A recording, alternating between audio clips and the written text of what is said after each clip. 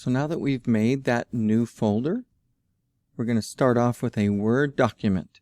I'm giving you the name of the document here. Just put today's date on the date code right here at the beginning if you like.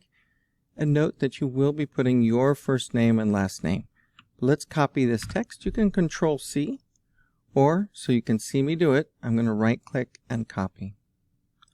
When we go to File Explorer, notice I'm in the project folder, and I'm going to start Word in order to create that Word document. Type W-O-R-D, and you should see the blue W right here. We're starting off with a blank document. You're going to type everything in, no template required. Let's switch over to Word. There's the blank document. Notice that by default, the document name is Document 1. That's a terrible name for a file. So the first thing we do before we type even a single word is go to File. File is always the first menu option in many programs.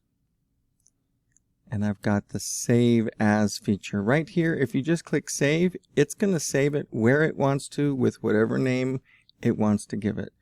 We use this so that we have that opportunity to browse to the right folder. Notice right down here, Browse, and then it brings up a File Explorer screen, allowing us to scroll up and find our project folder. Again, ignore that 0, that's just my simulation of a student folder. This is the file name, and we want to replace it. When it's all blue like that, you don't have to press delete.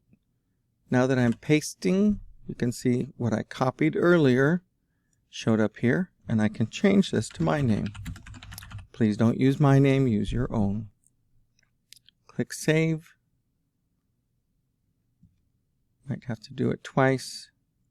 And when we return to our project folder, now you can see the name of the file right here. This is what you're going to snip to turn in for a grade.